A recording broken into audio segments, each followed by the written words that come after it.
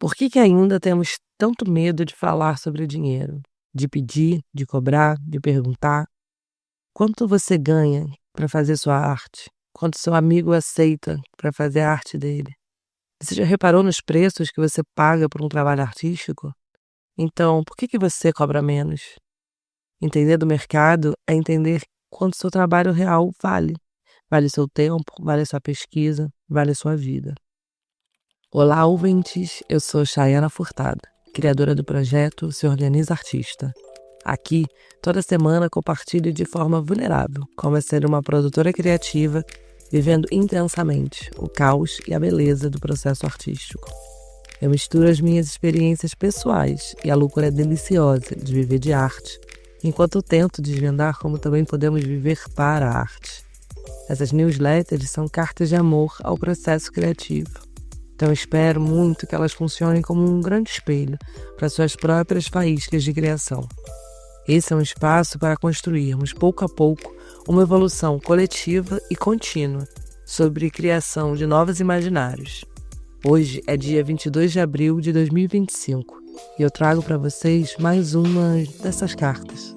É carta pensamento que tenta fazer o leitor entrar um pouquinho na minha cabeça, mas com honestidade e muitas camadas. E eu espero que seja uma boa montanha-russa de se navegar.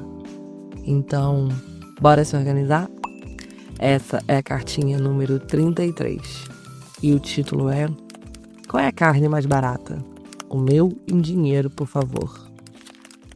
Eu fiz uma mini carta aberta aos meus queridos e grandes seguidores do Instagram, comentando o debate público atual do cinema brasileiro sobre a produção do filme Geni e Zeppelin, da Ana Mulaert.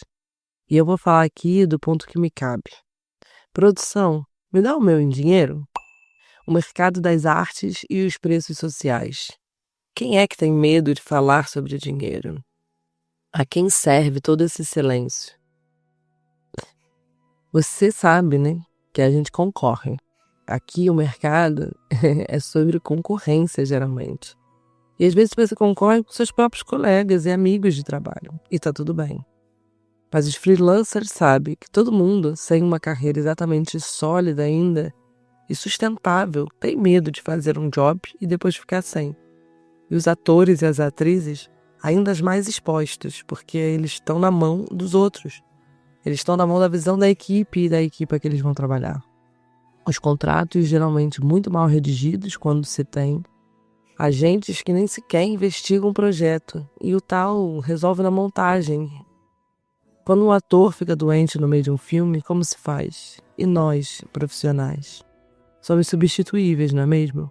Então, no início, ou até no meio do início, a gente vai aceitando, até quem sabe sonhar com o máximo do privilégio. Que não é só financeiro, mas o máximo do privilégio artístico, que é realmente poder escolher quais trabalhos a gente vai dizer sim e não. E a gente geralmente escolhe mesmo da nossa cara a tapa. A arte exige estrutura, e a estrutura exige coragem. E esse tema da exposição e responsabilidade, ele me traz o pensamento de que entre o glamour e a precariedade é onde mora o real do artista. Compartilhar conhecimento, essa estratégia aqui do SOA, é uma grande forma de tentar fomentar o mercado, mas de maneira honesta. Com o debate público em torno do filme, uma outra questão para mim aconteceu, né? E eu comecei a pensar. A equipe vai ser trocada em cima da hora, 2 semanas antes de filmar. Não só o elenco, como também outras funções. A troca, claro que não está aqui em discussão, ela é justa. Mas e os contratos de quem está sendo deixado? Quem está saindo do projeto faz como? 2 semanas antes, lembra? Esses contratos existiam, eles vão existir.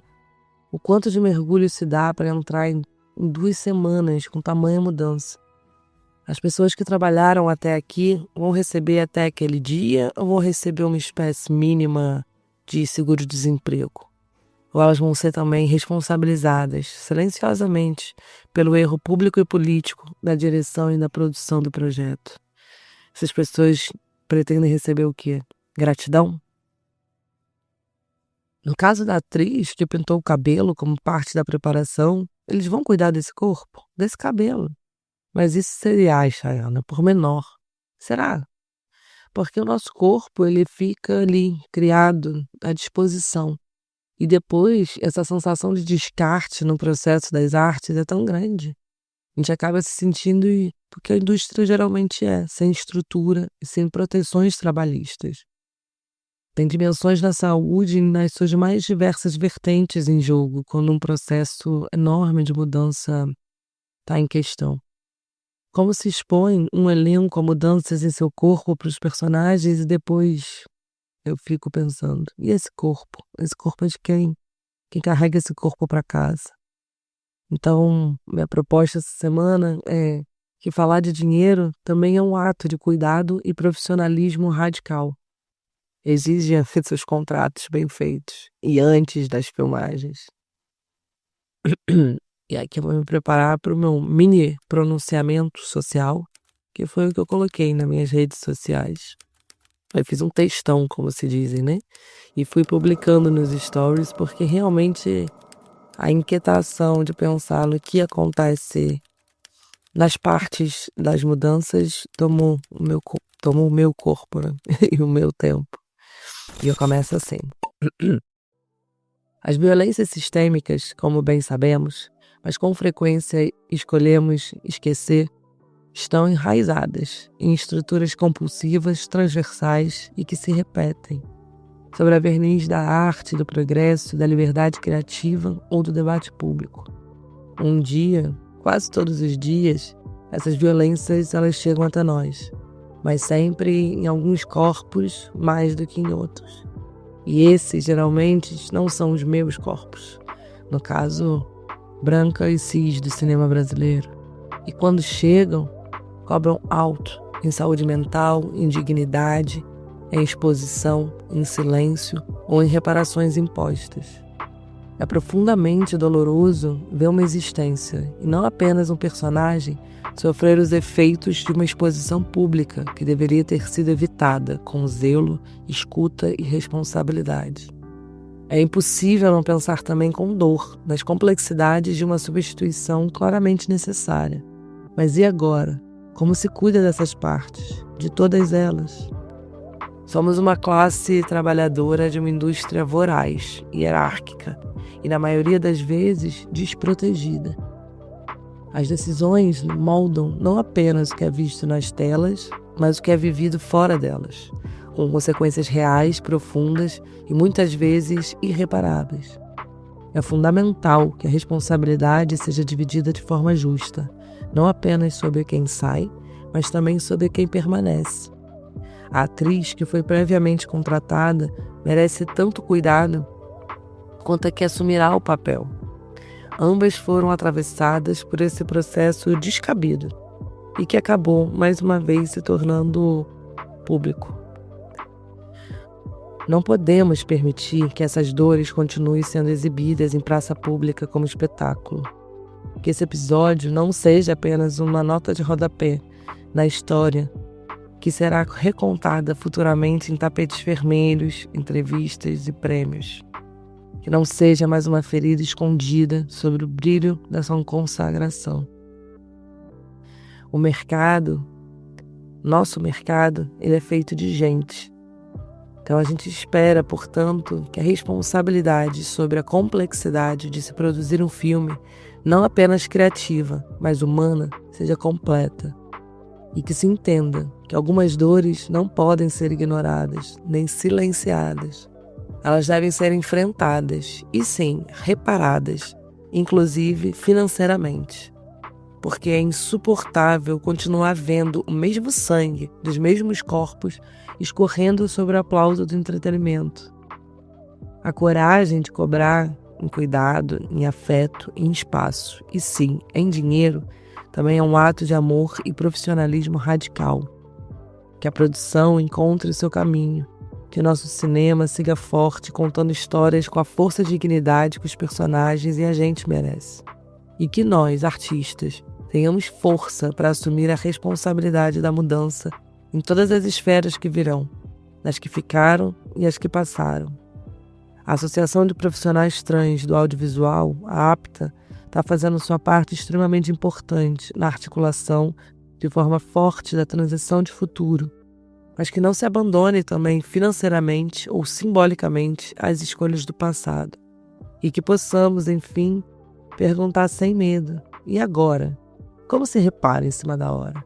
Quem paga e em que moeda por um pedido de desculpas públicos? Às custas de algumas, mais uma vez, quase sempre as mesmas, temos aprendido, mais uma vez e até quando, coletivamente, sobre as nossas narrativas. Cada uma de nós deitadas no nosso próprio travesseiro, tentando lidar com o fato de que trabalhamos narrando emoções humanas, traduzindo no corpo, na fala e no gesto, esse sofrido artesanato de existir que eu chamo de cinema. E por uma dessas ironias que só o tempo, ou as queridas deusas do nosso cinema revelam, esse filme e esse projeto, ainda não filmado, recebeu, graças à sua voracidade do marketing, a bênção de ser didaticamente exposto. Às vésperas da filmagem, um tsunami complexo desse debate veio à tona. E eu me pergunto, e se não tivesse saído aquela matéria no jornal o Globo? Não quero me perder no e se. Eu juro que eu prefiro pensar no agora. E pensar que talvez, enfim, nós, produtoras, realizadoras, profissionais da imagem e da palavra, estejamos prontas para lidar com discussões reais, inclusive com aquelas que tocam onde mais evitamos, o que significa de fato reparar um erro. Às vezes, o que se quer e o que é justo é que essas desculpas venham também em forma de compromisso, em forma de estrutura e sim em forma de dinheiro. Se a nossa arte é sobre a vida, a gente precisa começar a assumir o custo de expô-la. O meu, em dinheiro, por favor, é quase um lembrete para todos nós, que para construir um mercado saudável e mais honesto, a gente precisa falar disso. Falar sobre valores, preços, tempos, para a gente tentar seguir através dessa sobrevivência da arte.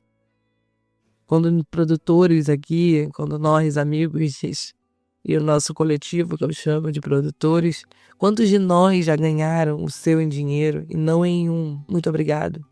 Pelas suas mal contabilizadas, como é que se calcula mesmo? Nossas horas extras nas produções culturais. Voltamos a falar um pouco mais no futuro sobre isso. Vocês querem? Mas hoje a gente fica por aqui.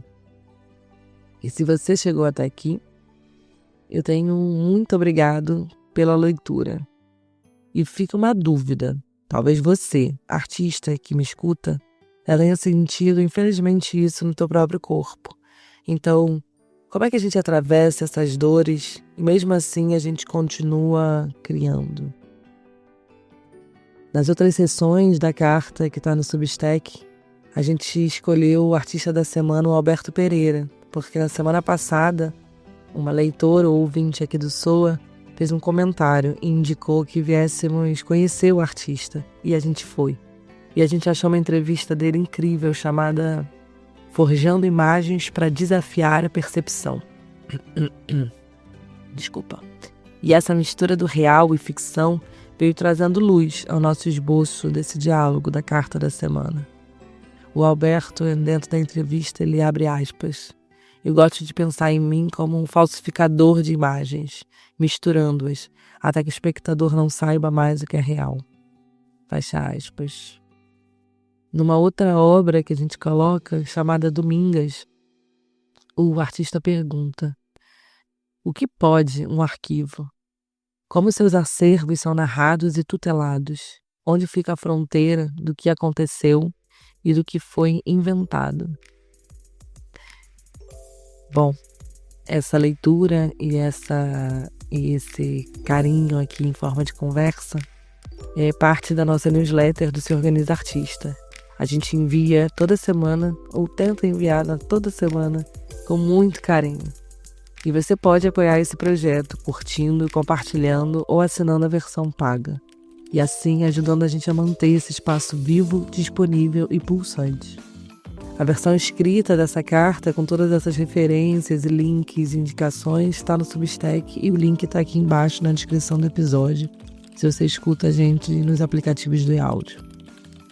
Então, sigamos dando, criando, se inspirando e se organizando.